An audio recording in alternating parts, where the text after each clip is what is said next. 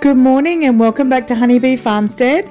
I'm Mel and this is Charlotte and Poppy. We thought we would give you an update on them.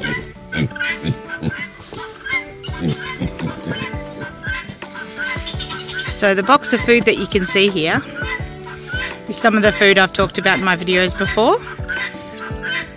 We get free waste food from a local supermarket when they are not able to use it. Once Second Bite has had their pick of it, they decide what they want to use for Second Bite, and then the rest goes to me for my animals. So we raise our pigs up on a lot of fruit and veggies, as well as our other animals obviously. The more natural the diet, the better for us. Now, there was a huge box that I put in early this morning full of old packs of that salad mix, as well as lettuces, cabbage and all sorts of leafy stuff that I gave the chickens, ducks and turkeys that you can see behind the pigs. So they've already eaten that, and a lot of their poo's already green, so they've processed that pretty quickly. This was the piglets' treat after they've had their grain, their soaked grain. We do soaked fermented grain for our animals because we feel like it actually is better used by their body. They can process it easier, there's not a lot of waste, but fermenting the grain is actually really good for their health as well. And so is this. What do you think, Poppy and Charlotte? Is that yummy? So they're growing really well. Remember when they were just wee tiny babies? They're doing brilliant. If you don't remember, go back to that video where we first got them and check it out. It's an excellent video. So exciting, Gracie getting first little piglets for the farmstead. So as you guys know, I've mentioned before that we get produce from a local supermarket that they don't, like, it's past the sell by and stuff. And this week, inside there was one of these little bags of basil. And it's still looking really good. So we decided we were going to waste not, want not.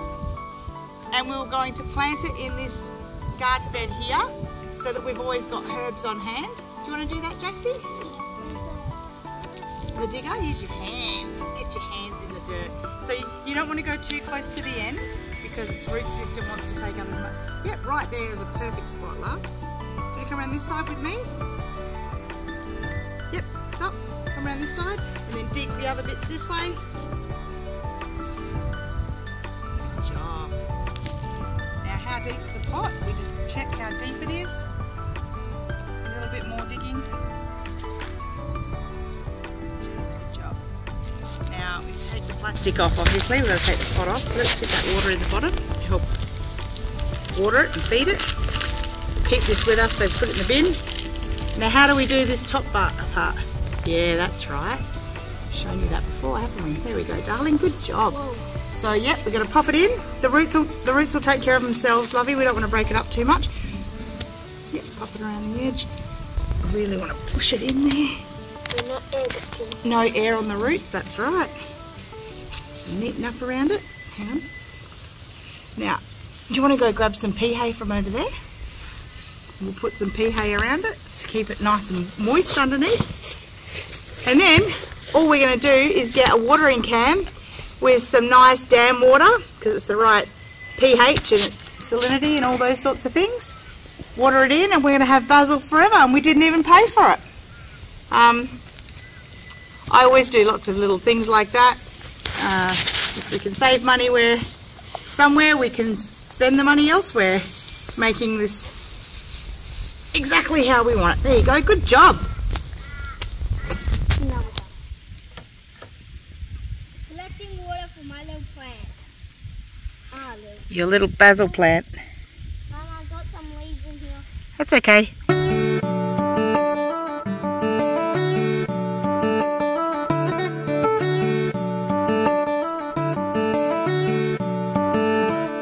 Part of the planting process for me right now is that I've got to pick what seeds I'm going to plant out.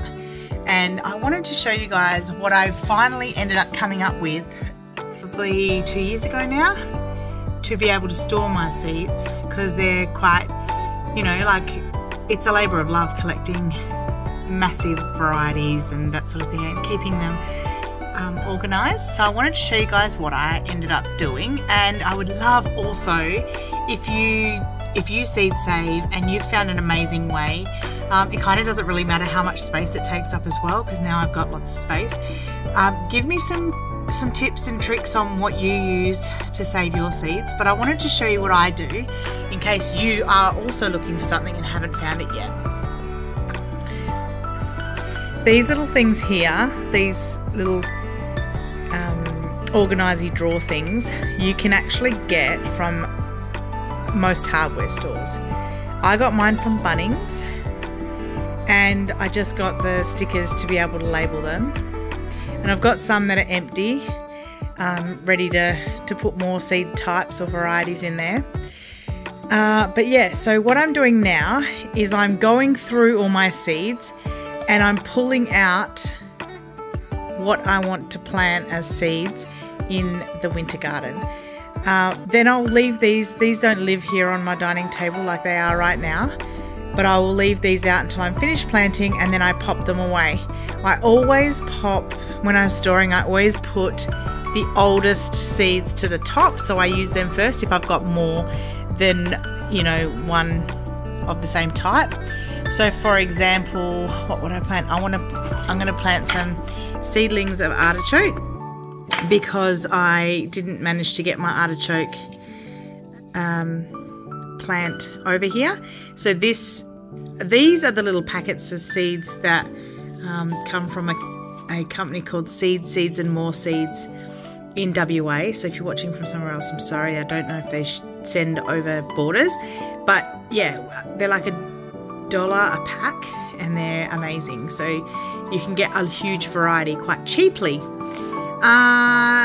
So I'm going to do artichoke, your standard ones like all your brassica, your Brussel sprouts,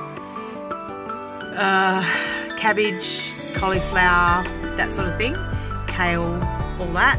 Now when I am storing them in this box as well, I always try and keep variety types together. Can't always do it, some fall into 2 or 3 categories. But you know, like, I'll show you. I've got flowers, non-edible, so they're just to look pretty. Edible forage greens, edible fruit trees. You know, where else have we got? So Asian greens, what you would use for Asian stir fries and things like that. Everything that falls into that category lives in this box here. I need to stock up on some by the look of it. But so you've got this whole box here would be herbs. So if they don't fit in these categories here, they go into a separate.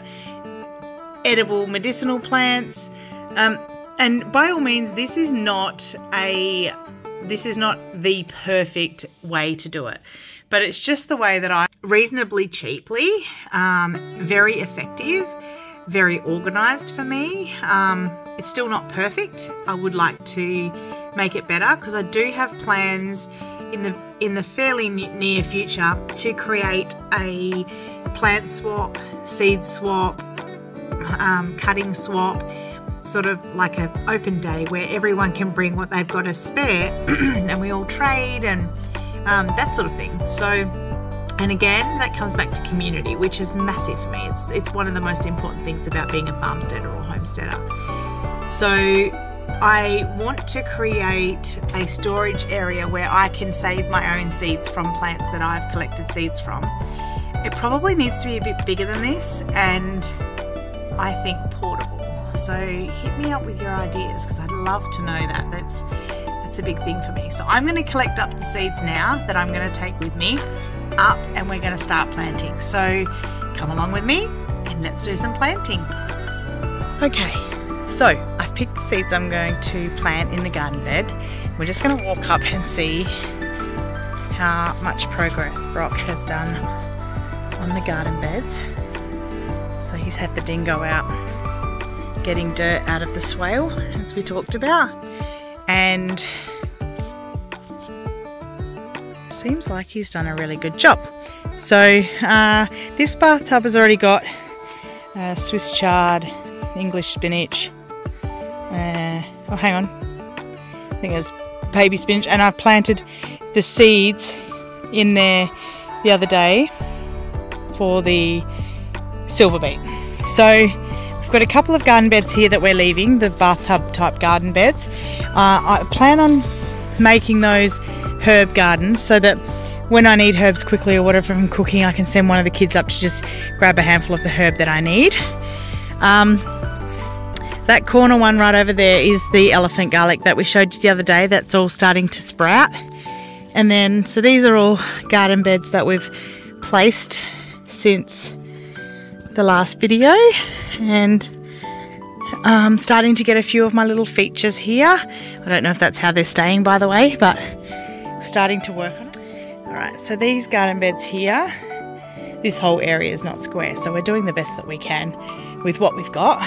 These ones here I've lined up to the side of my garden shed that I showed you guys the other day as well. And yeah, so basically once all these are full, I've got a huge collection of winter veg, and I've got some pop sticks and pens to write labels that I can just poke in the ground so I know exactly what's where. At this stage of garden, I have got pretty good at just looking at them and being able to see what they are. But because I'll be growing a few different varieties of that, so like I've got I think 4 different types of onion, a few different types of spinach, a few different types of beetroot, that sort of stuff. I'd like to keep them labelled because, as I said, I'm going to try and save seeds from pretty much all of them. So when I've got them growing and they're doing really well, then I can harvest most of it and leave one beetroot in the ground, for example, to go to seed. We still have round beds, so doing round and square beds together is really tough because I've got really bad OCD and I like things to match, but it is just going to have to do for now. So yeah, as you can see, this is the progress. Starting to come along really pretty cool, I think. So Brock's been working away at this all morning. Bless him. They're noisy things. Cabbage, the little parrots. Look, they're cute too, aren't they? The little black. Oh, they're the Carnaby's cockies. That's a great honour to have them on our property. Because we had heaps eating our fruit trees. Oh, did we? Nice. Oh no, our native trees they like. When planting tiny seeds that are really hard to separate, is to get a little bucket, put some really fine and very dry sand in it, like I'll grab some from behind here. Then you pour your packet of seeds in, you give it a really good mix, and then you lightly dust that area with carrots. Your chances then of getting a nice even spread of the seed are way higher. And I've done it for a couple of years now after learning from a really brilliant person, I think it was on YouTube, and it works a treat and we've not looked back, so we do that every year now. What's this for rabbits? Hey Luna! You're going to help plant. You can do some gardening with us, my little love. Yay! That'd be helpful. Gardening? You're going to help with the gardening. There's some. More spinach. Maybe we only got 2 varieties out. That's okay. Let's just, maybe we'll do the carrots in a smaller bed then. Yeah.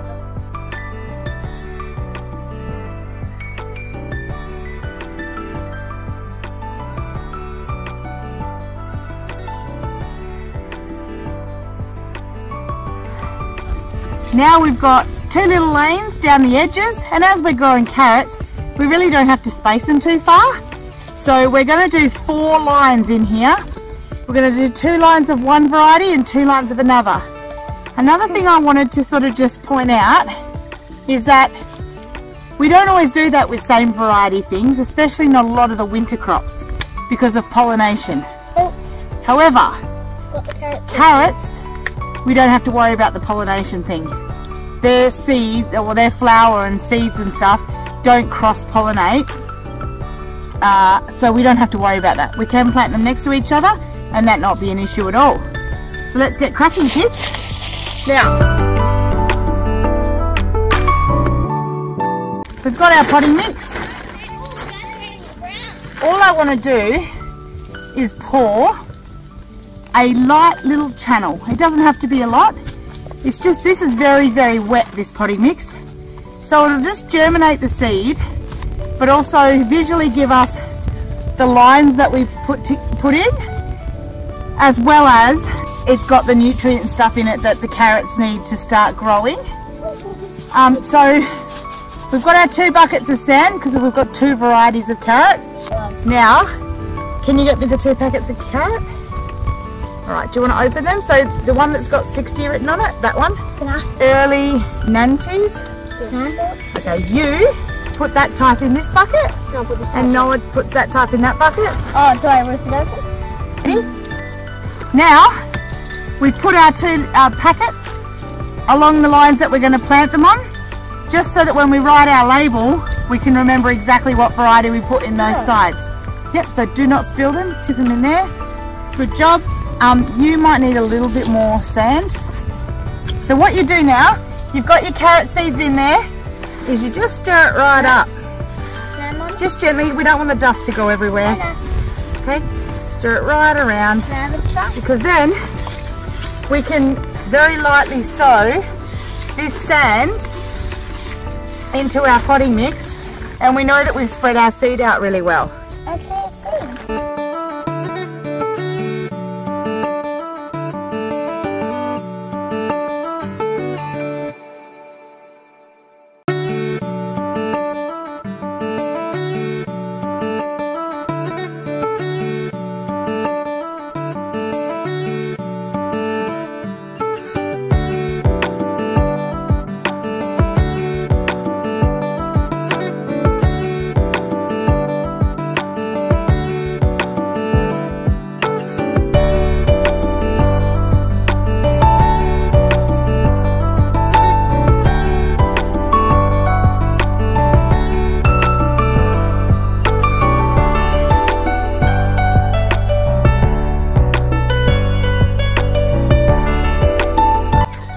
I got some bit of stuff. Good job. Okay.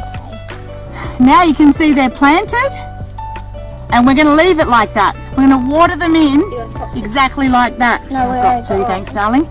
And never forget to label it, especially if you're saving seeds, because you need to know, 1, what to write on your saved seeds label, and 2, that you got the right thing. I've made the mistake many years ago when I first started really gardening, thinking, oh, I'll remember. I put so much love and effort into this garden, oh, I'll remember. And I didn't. So, shame on me. Oh, Mum, I've learnt from my lesson. Check out this clever little chicken's labelling. Oops, upside down, Melzy. Carrot, all seasons. Perfect. That's how we want it. Okay, this bed here is a lot bigger. So we're going to pick something here that we've got lots of the same sort of plant but different varieties. So here are peas. So we're not doing that yet. So these are both.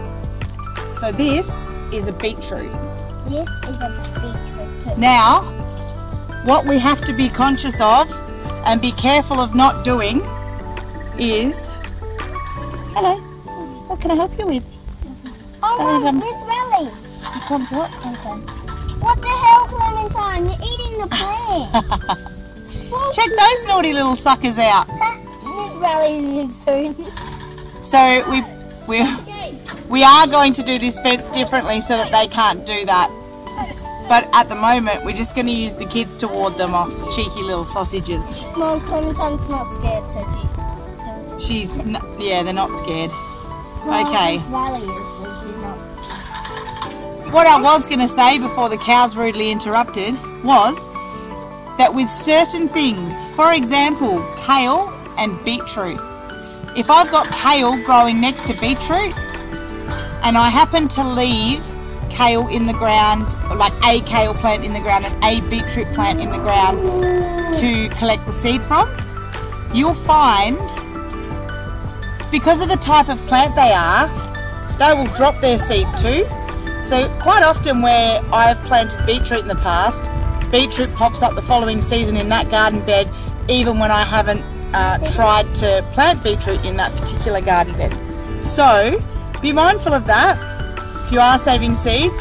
They're actually quite easy to tell the difference between with beetroot and kale, so that's a handy thing. I got this. But they are the type of plant that will like lean over when they've flowered and drop their seeds in the ground, so be mindful of that.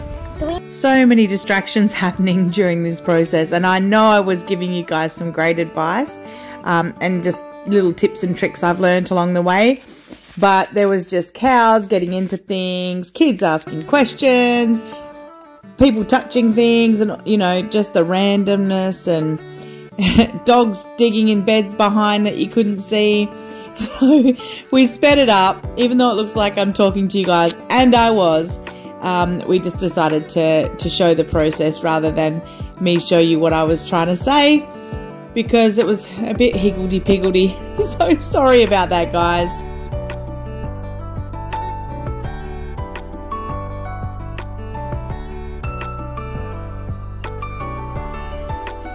So with these, obviously Brussels sprout plants grow quite big, broccoli plants grow decent, they have quite a lot of leaves on them, but they grow decent anyway. We actually, when we're planting, only want to put one seed, and then we do, spacing is important for the next lot. So we're going to make sure we do that. By putting the potting mix down for these ones as well, it just means they get a better start. You can see how wet this potting mix is. Really wet because all the rain got to it. So it's going to germinate that seed straight away and get it germinates when it like hatches out of the seed, starts to grow. So we always put this down and then we leave the hay off. When yeah, they're coming back. When they have started growing and they're popped out of the ground enough, we might just put the pea hay across to protect it. What's up, my sweet? That doesn't even need to be that wide. So don't stress over it, okay? But we definitely need it all off the ground. Can you go up to the back of my shed, love, and get another bag of this?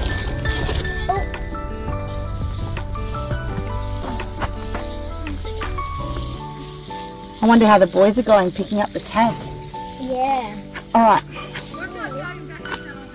It's really hard to concentrate and do anything like this with all children and cows trying to eat your plants and dogs doing crazy things like digging in your beds. But you know what? The things I do for my family and to create content for you beautiful people, it's all worth it. So I'm going to plant the Brussels sprouts on the outside line, but what I wanted to say before all this happened was that I'm going to make sure I spread them out really well. I'm going to put 2 seeds in each hole just in case one of them doesn't germinate. If both germinate, I might pull one out gently and place it in another area of the garden, but we'll create 2 seeds and we'll keep our fingers crossed that they all germinate.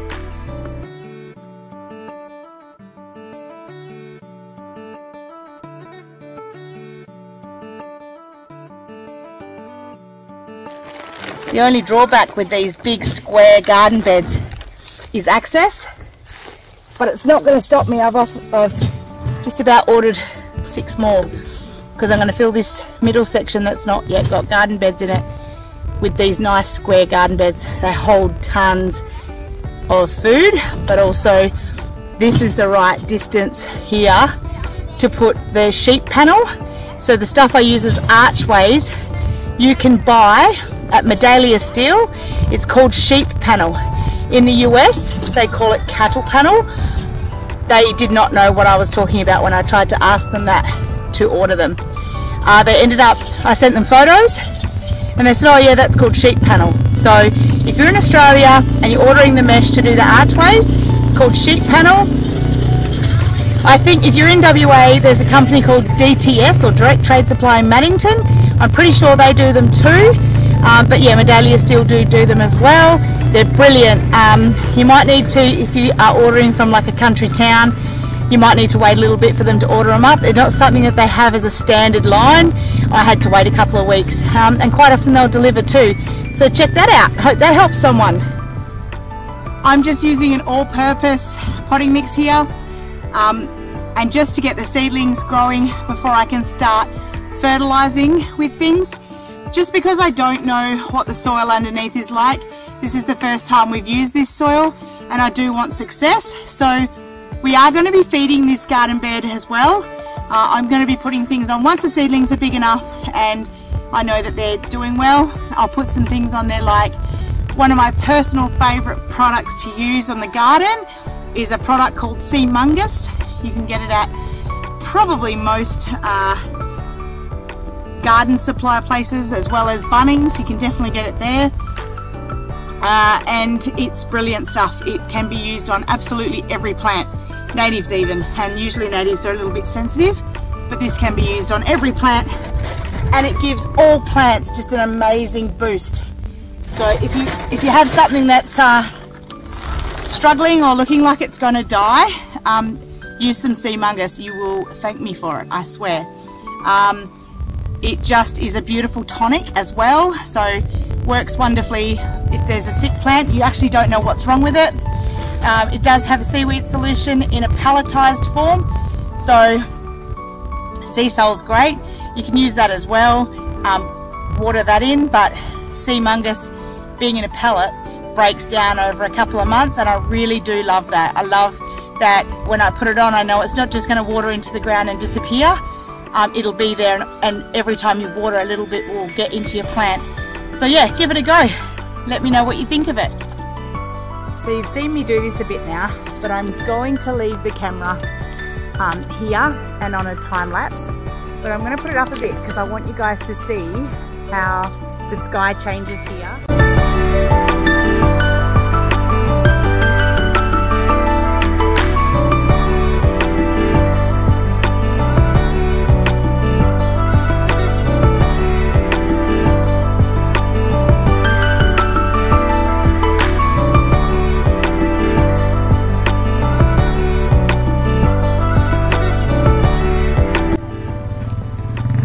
So we're obviously going to keep planting tomorrow, and we'll bring you along for that too.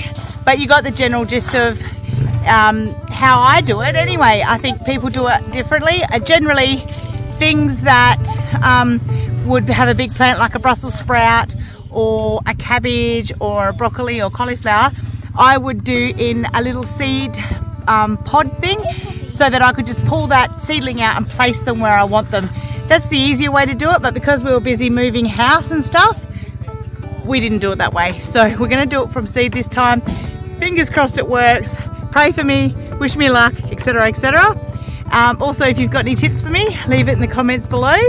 We want to thank you so much for joining us today, and if you're liking the videos, please give them a big thumbs up, like and subscribe, and share with your friends, and comment below. Thanks guys, have a lovely afternoon. Look at that, sunset's not as magical as it normally is here, but yeah, have a great afternoon or night guys, and we'll see you on the next video. Bye for now.